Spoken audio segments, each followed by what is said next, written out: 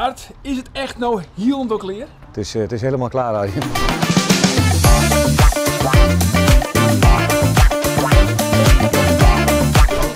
De entree, schitterende hoofdentree met een mooie balie.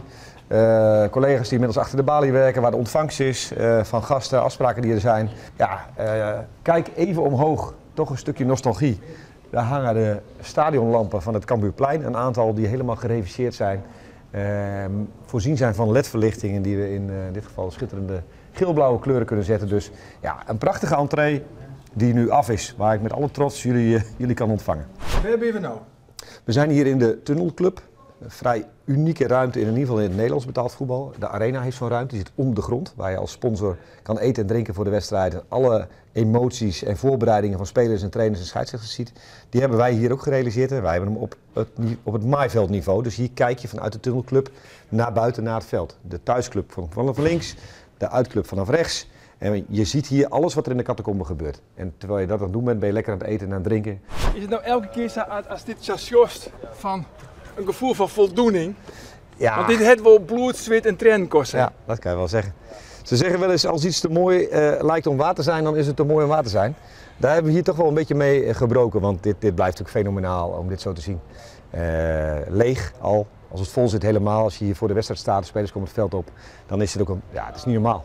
Ja, uiteindelijk het hart van de club, hè. Hier zijn onze belangrijkste medewerkers, dus dit moet een mooie ruimte zijn. Groot verschil met het oude stadion, hier kan iedereen elkaar zien. Dat kon in de oude kleedkamer niet. Het is een prachtige ruimte. Dit is een kleine kamer, zeg twakken zo groot als die oren. Ja, zeker, maar die andere was veel te klein. Dit is gewoon een grote ruimte. Je bent hier ook toch wel met 20 tot 25 personen die allemaal hun eigen plekje hebben, hun eigen kluisje.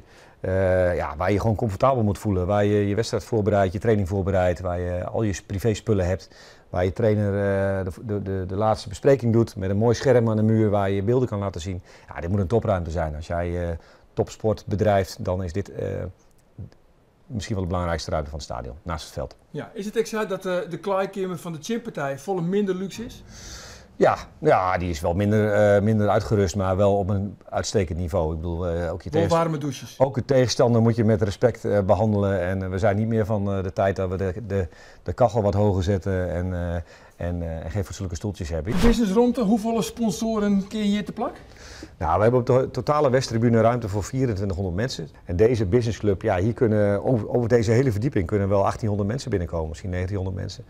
Daarvan is dit de grootste ruimte. Dit is een beetje vergelijkbaar met de oude zakenclub aan het Cambuurplein. Dit zal zaterdag voor het eerst helemaal in gebruik zijn. Sponsoren hebben dit eigenlijk nog niet zo gezien. Dit is wel mooi. Dit is de skybox, die heet het Cambuurplein. Een mooie verwijzing naar het verleden. Dit is dan een dubbele box. Ja, ik moet zeggen, dit is een schitterende box. Gewoon qua uitstraling, maar ook met dit voelt voor mij ook als het Cambuurplein. De mensen die hier zijn, de ondernemers die hier zijn. Van Internoord tot Recladruk. Mensen die al zo lang bij de club betrokken zijn. Eigenlijk het hele groepje ondernemers wat hier binnen is. Hier krijg je echt wel een nostalgisch gevoel van, ja, ik ben weer even in het Cambuurstadion. Gewoon met zo groot geworden, zoveel meters, zoveel mensen, dat je ja, ook wel eens even los bent van wie is iedereen. Nou, als ik dan even terug wil naar die goede oude tijd, dan ben ik hier binnen en dan denk ik, ja, ik ben weer bij Cambuur. We hebben al een heel soort seizoen van het nieuwe Cambuurstadion. Maar één ding wil ik nog heel graag zien. Waar is die bureau? Daar zijn we vlakbij. Dit is het directiekantoor. Ja, we zijn helemaal ingehuisd. Ik moet eerlijk zeggen, de eerste 2 dagen dat ik was, heb ik eigenlijk alleen maar naar buiten zitten kijken. Want je kan de hele dag naar buiten kijken.